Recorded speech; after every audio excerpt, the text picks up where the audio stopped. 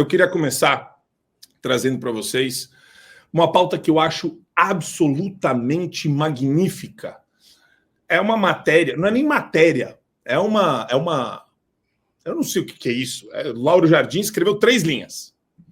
3 linhas do Lauro Jardim sobre essa situação que vocês vão ver agora, que eu acho espetacular. O Ciro Nogueira cruzou nos corredores do Congresso Nacional com a Gleisi Hoffmann, que é a presidente do PT, narizinho, e falou para ela: voltei a ser centrão. Aí ela perguntou, né, o que tinha acontecido. Ele: estou cansado dos extremos. Dá para fazer um tratado, sobre por que o Brasil está como está por conta de políticos e servidores públicos como o Ciro Nogueira. Mas eu quero começar ouvindo você, Paulo Henrique, sobre essa volatilidade, essa maneira de enganar as pessoas, essa maneira de manipular as pessoas por meio do discurso. E eu sou o cara, eu adoro discutir conceitualmente, né? Porque eu odeio aquela pessoa que... A gente fala muito isso aqui no programa, né? Ah, eu sou a verdadeira direita, sei lá que porcaria que é isso, não sei o que passa na cabeça de uma pessoa que fala isso, que pensa assim, né? Ah, o verdadeiro direitista, o verdadeiro cara de direita, o verdadeiro conservador. Pô, chega num ponto que o cara não adianta, ele precisa virar uma espécie de moralista chato, né? Enfadonho. Mas aqui a gente vai muito além disso, porque é o cara que veste a camisa quando acha conveniente, tira a camisa quando acha conveniente também, Paulão. O ponto é, ou você defende valores quando você entra na política, ou você defende estar no meio e na busca pelo poder. Não existe um caminho do meio. O caminho do meio, a gente já sabe como funciona. É a concessão para o progressismo, é a concessão para as pautas revolucionárias, né? Agora, como que é possível uma pessoa que em 2016, 2017 estava ao lado da Dilma, chamando o Bolsonaro de fascista, de repente, quando oferecem um cargo para ele, vira o bolsonarista, e de repente ele, não estou cansado dos extremos, eu voltei a ser centrão. Então, o que ele está interessado? Qual foi sempre o objetivo do senhor Ciro Nogueira? Cargos, busca pelo poder, e não tinha uma agenda política. E esse é um grande problema do Brasil. Acho que você foi feliz em colocar isso, Marco. Isso demonstra a situação que o Brasil está, porque é a seguinte: política, ela é feita para você exercer agendas, ter pautas e defender questões e causas que são caras ao seu grupo de apoio. Isso é política. Quando, por exemplo, nós vamos olhar eleições no Reino Unido, todo o partido que tem lá no Reino Unido, são 2 principais, obviamente, mas tem alguns outros que participam e conseguem cadeiras, eles possuem um manifesto. E nesse manifesto eles declaram para os eleitores quais são as pautas que eles querem trabalhar e por que eles estão lutando para ser eleitos. E a partir das pautas, a partir das bases daquilo que você está oferecendo ao público, você vai ser eleito. E olha só, se você não cumpre isso, você é retirado do cargo, o seu gabinete cai. Quando a gente olha nos Estados Unidos, por exemplo, com exceção do presidente da República, tem recall em vários estados, tem recall de senadores, de deputados. Então, é uma situação que no Brasil é esdrúxula. E eu fico triste quando eu olho para a direita, porque a direita hoje ela fica encantada por discurso e não por ações. E nesse momento a gente está vivendo algo muito peculiar na direita brasileira, que você deixou de defender pautas, você deixou de defender valores, você deixou de ter uma agenda política. Né? Igual foi, por exemplo, em 2014, 15, 16, 17, 18, 19. Agora virou a direita está virando, ou estão tentando transformar a direita, vamos falar de maneira clara, em uma busca por cargos, poder. Não, precisamos aqui compor para conseguir isso, para conseguir aquilo. Tá, mas qual vai ser a agenda que você vai levar? Não importa, precisamos do cargo. Ah, tá, entendi. E aí, a gente rodou e tá igual um cachorro correndo atrás do próprio rabo, meus caros. A situação é essa, e o Ciro Nogueira, ele não é melhor ou pior por isso. O que está acontecendo com o Ciro Nogueira, ele é só um extrato da realidade política brasileira. É o que nós estamos vendo, né? Ele é um personagem que faz parte desse processo, meus caros. Eu achei interessante essa maneira de classificar o Ciro Nogueira, porque eu tenho alguns adjetivos aqui que não são tão cheios de pudor que nem os que o Paulo trouxe. Mas eu queria ouvir o Gustavo. Tem um post que eu li, não sei se é de hoje ou de ontem, da professora Paula Marisa, que eu achei interessante e queria trazer para vocês aqui, para a gente, assim, já que a gente está falando de centrão, esquerda, direita, a professora colocou o seguinte, e a galera, eu acho impressionante como isso repercute. Vamos lá. Não, faz mais tempo, ó. Agora, para ser, aspas, de direita, fecha aspas, consciente, ela escreve todo junto, né? De direita. A pessoa tem que elogiar o Aldo Rebelo, o Ciro Gomes e compartilhar lives do PCO e Brasil 247? Interrogação. E claro que a professora, ela tá... Eu já vi a professora, a gente já brincou várias vezes. Pô, cansei de falar que o pessoal tem razão, e a gente tira sarro disso daí. Mas ela está fazendo menção a costuras, a acenos e a comportamentos que envolvem, né,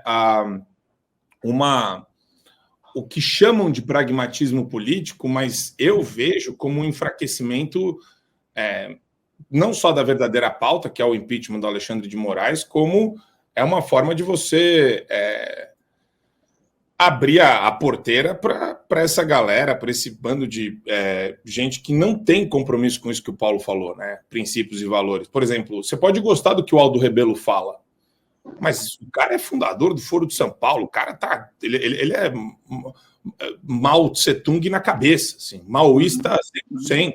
Ele é maoísta 100%. Entendeu? Então, quer dizer, tem que ter pitadas de ponderação. Não entrou nenhum maoísta 100% no governo Trump, meu Deus do céu. Exato. E é o que o Paulo estava dizendo, né? As pessoas se empolgam demais com os discursos, né? E não levam em consideração as atitudes, as ações de uma vida, né? Então, assim, pegando a primeira pauta, o Ciro Nogueira não é que ele voltou a ser centrão, ele nunca deixou de ser centrão. Ele sempre foi, mesmo no momento em que ele assume a Casa Civil, né, que é o principal ministério, né, a Casa Civil, se as pessoas terem uma ideia, é como se fosse uma espécie de primeiro-ministro, ele é o chefe dos outros ministros, o nível de ascendência dele é maior do que um do vice-presidente, por exemplo, e esse cara foi o nosso Casa Civil, que de fato precisava, inclusive naquela entrevista muito boa, por sinal, que o presidente deu na semana passada, ele reconhece, né, que precisaria ter mais políticos e menos militares ali entre os ministros palacianos. No entanto, o Ciro Nogueira era um cara, sempre foi do centrão, era o cara que era para dialogar com o Congresso, enfim. Então, ele nunca deixou de ser centrão. O que me incomoda é esse uso de palavras, ou essas concessões, e aí a direita faz muito isso, e a professora Paula Marisa tem toda a razão em fazer essa ironia, de fazer concessões, não, porque os extremos, ora que extremo, não existe extremo, talvez o extremo seja o PCO, o PSOL, o PSOL, esses são extrema esquerdas, não existe extrema direita no Brasil, só que como a esquerda fala muito isso, e quando a gente avaliza esse tipo de coisa, assim, não, pois os extremos, ora que extremo que ele está falando, não existe extremo, direita é extremo, não é extremo, mas é uma linguagem revolucionária que a direita faz concessões sempre. E aí um outro ponto também que eu tenho percebido, né, nessa nossa direita, que ainda é muito incipiente, né, do ponto de vista de organização, a esquerda ela sempre pensa a longo prazo. Ou seja, convidado da live, a esquerda sempre pensa a longo prazo, ou seja, ela pensa em ciclos geracionais. A direita segue pensando apenas em ciclos eleitorais, de curto prazo. Então a gente precisa mudar isso. E mudar isso é reconhecer que a gente não tem que ficar batendo palma para quando um PCO da vida vai lá e fala uma frase óbvia, né, em relação à liberdade de expressão ou armamento, porque as intenções deles são completamente diferentes das nossas, então a gente não pode ficar se empolgando, é muita emoção, né? A direita é muito emocionada, então tem que parar de ser emocionado, ser mais racional e pensar a longo prazo, porque isso, então assim, o que é o pensamento de longo prazo? Hoje, essa ocupação do Estado, do estamento burocrático, inclusive no STF, resultado, é fruto de décadas desse pensamento de longo prazo da esquerda. A gente não adianta dizer, não, em 2026 a gente vai entrar e vai botar mais um ministro do STF. Adianta alguma coisa? A gente tem 2 ministros lá, alguém vê eles manifestando por alguma coisa? Então, assim, tem que pensar a longo prazo e para além da política. E esse ponto que vocês trouxeram, eu acho fundamental. Eu ainda acho que tem grupos infiltrados que proporcionam e geram divisionismo o tempo todo, né, de todos os lados. E eu fico preocupado, Gustavo, com exatamente esse ponto que, na verdade, o Gustavo e o Paulo trouxeram.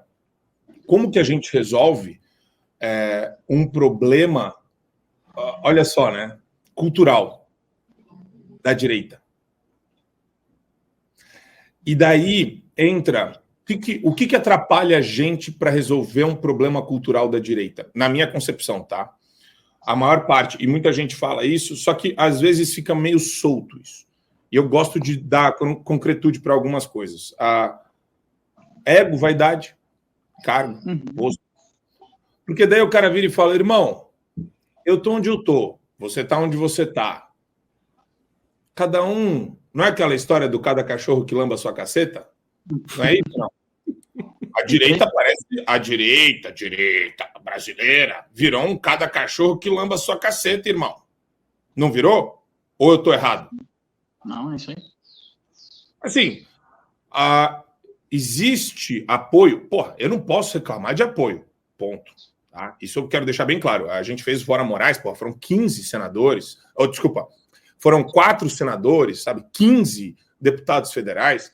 Existem pessoas que se conectam, querem se conectar e querem resolver problemas, né, relacionados a questões urgentes e prementes. Nesse caso, a gente está falando do Supremo Tribunal Federal, de ministro corrupto, ministro criminoso, tudo isso. Mas, quando você vê, por exemplo, questões que vão... E eu acho, e aqui a minha crítica sempre foi nesse sentido, essas pessoas, eu sou eternamente grato a elas, a gente vai continuar se mobilizando, a gente precisa se mobilizar mais, mas a gente está falando de um gabinete de crise que deveria ter 100 deputados gritando ao mesmo tempo. 100 é muito, 80.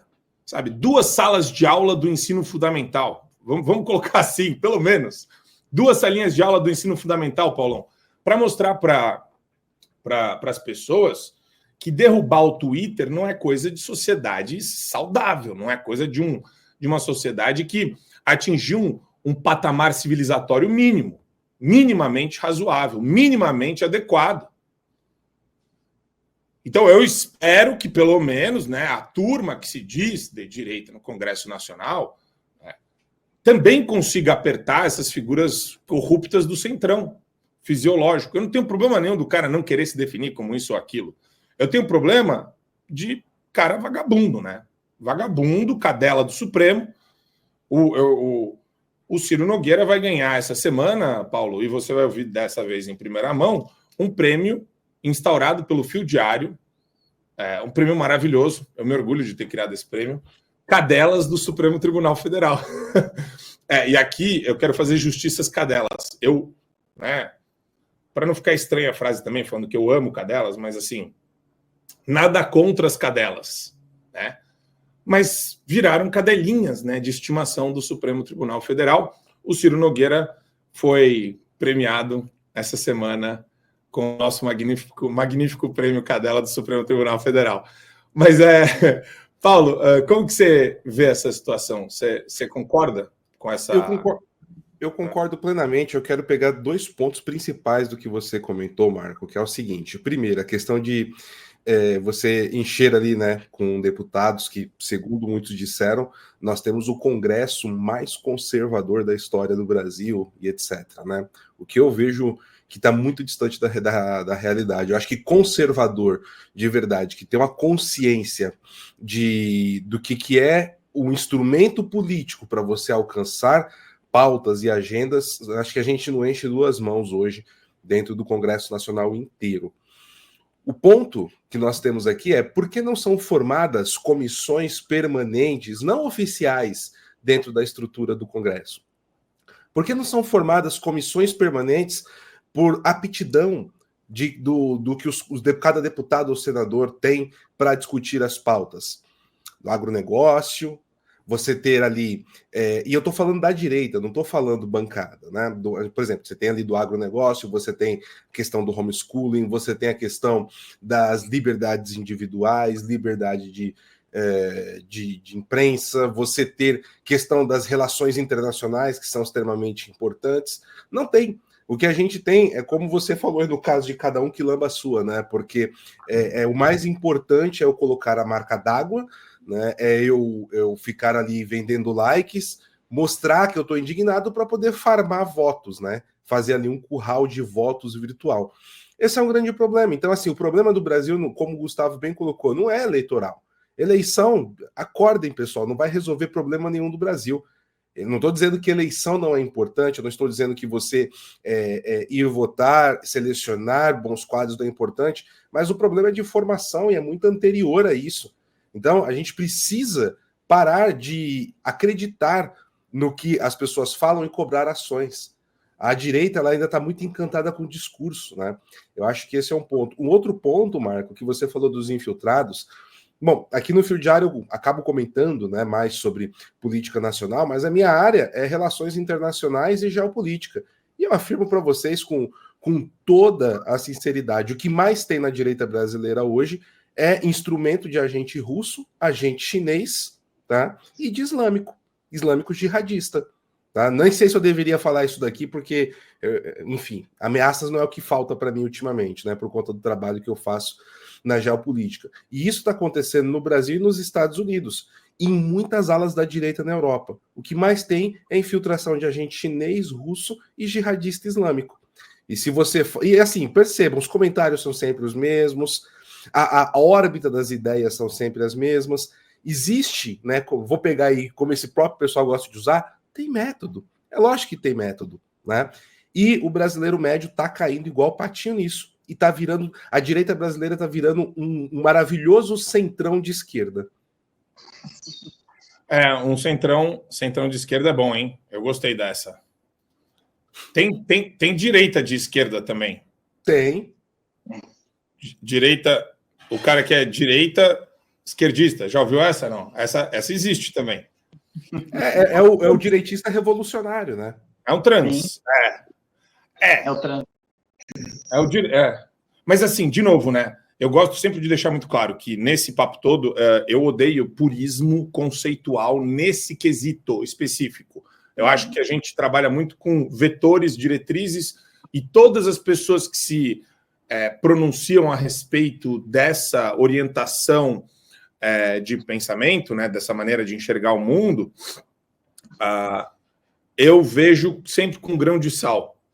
A história da pessoa, as ações dela, como disse o Paulo, o comportamento dela também, né, como disse o Gustavo, né, a maneira como ela está lidando com os temas que fazem parte do cotidiano. Então, enfim, eu acho interessante esse tema. E só para não deixar de passar, eu quero deixar aqui com vocês também, rapidamente, para ouvir um tweet de vocês. O Ivan Valente, ele está muito empolgado, e ele soltou isso que vocês vão ouvir agora. Esta figura ataca a democracia, defende a ditadura e é uma golpista contumaz. Ela precisa ser tirada de circulação. Ela precisa ser tirada de circulação. Ele estava falando da Carla Zambelli. Essa é uma declaração clássica, né, do comunista stalinista, né? Vamos tirar de circulação. Vamos. Mas ele não estava querendo dizer isso. Ô, Gustavo, você está sendo muito radical. O Ciro Nogueira falou. Eu não aguento mais o radicalismo do Gustavo, sério mesmo. Mas vai lá. Já que você é tão radical assim, Gustavo, ajuda a gente a entender o mundo a partir do seu radicalismo, que não tem nada a ver com o carinho e o amor do Ivan Valente. Qual o plano, Gustavo? Qual o plano, Gustavo? Qual o plano? Na verdade, por vezes eles deixam escapar, né, a verdadeira, enfim, face deles, né? Porque tem tudo essa coisa, essa máscara, né, de em nome da democracia, em defesa do amor, em defesa da pluralidade, nada disso. Na verdade, a verdade da esquerda é essa. Precisamos tirar de circulação. O que ele quer dizer com isso, tirar de circulação? Isso era o que faziam na União Soviética, isso era o que faziam voltei a ser centrão. Isso era o que faziam, né, nos regimes totalitários, e a gente está caminhando para isso a passos largos. Na verdade, em vários aspectos, a gente já é um regime totalitário aqui no Brasil.